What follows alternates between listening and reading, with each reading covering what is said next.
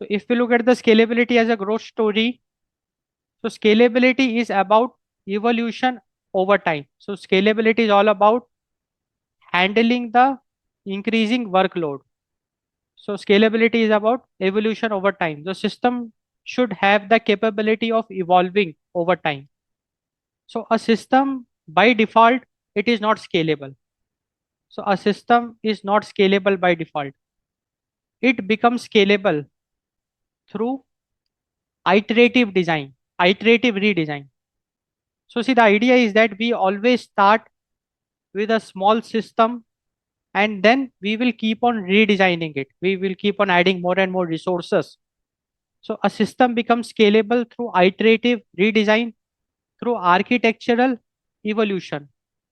System becomes scalable through architectural evolution.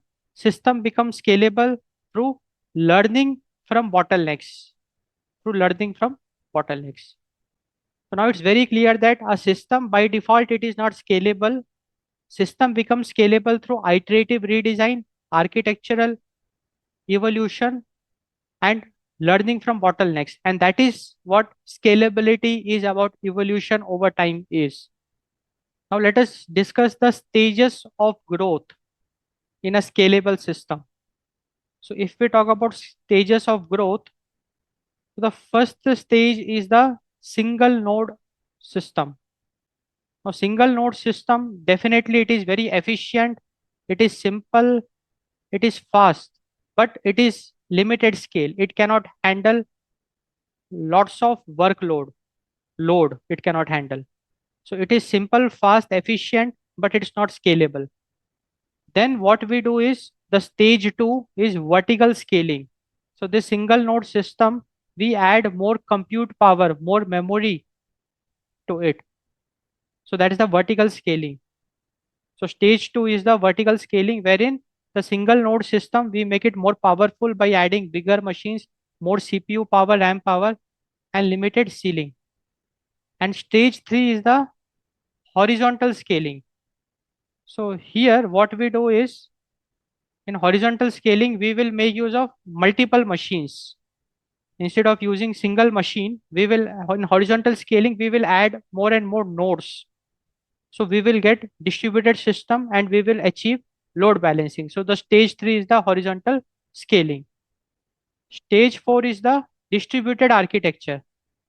In the stage four, we will achieve distributed architecture, wherein we partition the data across multiple nodes.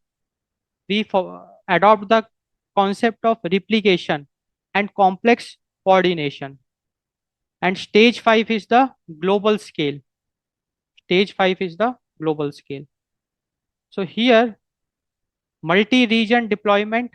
So in global scale, what we will do is we distribute the distributed architecture across the globe.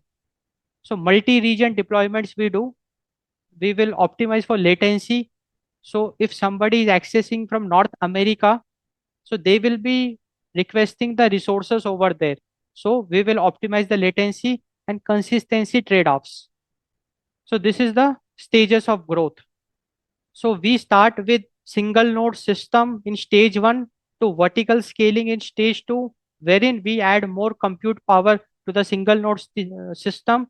And in stage three, we consider horizontal scaling, wherein we replicate more powerful nodes.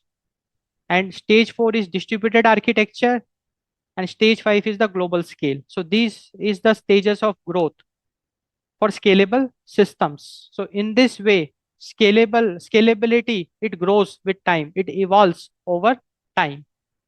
Now let us look at one very important insight. So from these stages of growth, one very important observation we can make is, from day one, we don't design for 1 million users. So you don't design for 1 million users on day one. Rather, you design for growth path. And that we already saw, the growth path, the stages of growth. So scalability is all about the ability to adapt. As the load increases, the system should able to adapt. So scalability is the ability to adapt. So a scalable system, it evolves architecture, it handles increasing complexity, and it adapts to changing workloads. It adapts to changing workloads. So that is what scalability is all about.